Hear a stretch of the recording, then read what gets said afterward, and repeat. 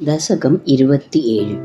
பார்க்கடலை கடைதலும் கூர்ம அவதாரமும். துர்வாச முனிவன் ஒரு தேவ பெண்மணியென்றும் தெய்வீக தன்மை வாய்ந்த மாலை ஒன்றை பெற்றான். அவன் நேரில் சென்று அதை இந்திரனுக்கு கொடுத்தான். இந்திரனோ அதை ஐராவதத்திற்கு அணிவிக்கவே ஐராவதம் அதை மிதித்து பாழ்படுத்தியது. அதனால் சினமுற்ற துர்வாசன் இந்திரனை சபித்தான். உன்னை தவிர மற்ற தேவதைகளின் அம்சத்தில் தோன்றியவர்களுக்கு பொறுமை ஏது? மோட்சத்திற்கு காரணமானவனே. பின் தேவேந்திரன் அந்த சாபத்தினால் முதுமையை அடைந்தான். அதனால் தேவர்கள் அசுரர்களால் வெல்லப்பட்டு ஒளி குன்றியவர்களானார்கள். அப்பொழுது சிவன் முதலிய எல்லா தேவர்களும் பிரம்மதேவனிடம் சென்று அவரையும் அழைத்து கொண்டு உன் இடத்தை வந்தடைந்தார்கள். வரதனே, பிரம்மதேவன் முதலியவர்கள் வெகு காலம் உன் பெருமைகளை புகழ்ந்து துதித்தார்கள். அப்பொழுது நீ மிகுந்த ஒளியோடும் அவர்களின் முன்னே தோன்றி தேவர்களை அசுரர்களோடு உடன்பாடு செய்து கொண்டு பார்க்கடலில் அமுதத்தை கடைக என்று கட்டளையிட்டாய்.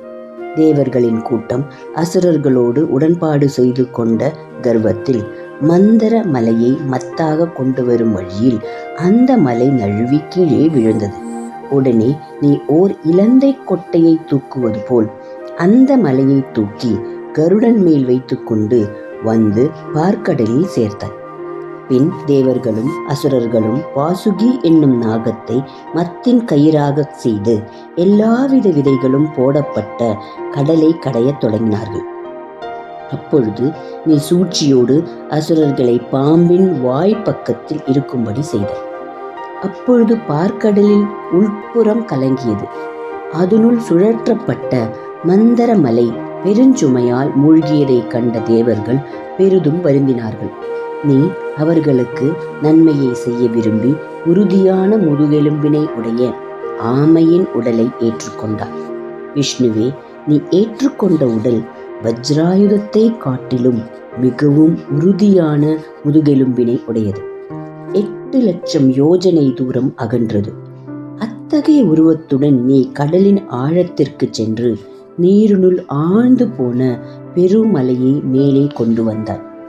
அந்த பெருமலை மேலே வந்ததும் அங்கே இருந்தவர் எல்லோரும் பெரிதும் மகிழ்ந்து வலிமையுடன் விரைவாக கடைந்தனர். அப்பொழுது நீ தேவர்கள் அசுரர்கள் பாம்பரசனான வாசுகியினிடமும் உட்புகுந்து அவர்களின் சோர்வை தணித்து அவர்களை வலிமையுடையவர்களாக செய்தார். அந்த பெருமலை மிகவும் விரைவாக சுழன்றதனால் உயரே கிளம்பியது.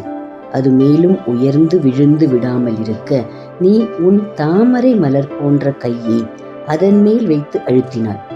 ஆகாயத்து நின்று அதை கண்ட பிரம்ம சிவபெருமான் முதலியவர்கள் மகிழ்ச்சி வெள்ளத்தில் மெய் மறந்தவர்களாய் மலர் மாறி பொழிந்து உன்னை துதித்தார்கள். தேவனே, அசுரர்களின் கூட்டம் பாம்பின் வாயினின்று வந்த நச்சு காற்றினால் துன்புற்றது. வால்பக்கம் இருந்த தேவர்களின் கூட்டம் அதே நச்சு காற்றினால் சிறிதளவே வருந்தியது. அப்பொழுது மேகங்கள் உன் அருளினால் தேவர்கள் மீது மழையை பொழிந்தன. அசுரர்கள் மீது மழையை பொழியவில்லை. அஞ்சி ஓடிய திமிங்கலங்களும் முதலைகளும் செறிந்த கடல் நீண்ட காலம் கடையப்பட்டும் மாறுதல் ஒன்றும் இல்லாமல் இருந்தது. அப்பொழுது நீ ஒருவனாகவே 2 கைகளாலும் பாம்பரசனான வாசுகியை இழுத்து கடைய தொடங்கினாய். அவ்வாறாக பிரகாசித்த குருவாயூரின் தலைவனே, நீயே என்னை பிணிகளினின்று காத்தருள வேண்டும். ஹரே ராமா ஹரே ராமா ராம ராமா ஹரே ஹரே, ஹரே கிருஷ்ணா கிருஷ்ண கிருஷ்ணா ஹரே ஹரே, நாராயண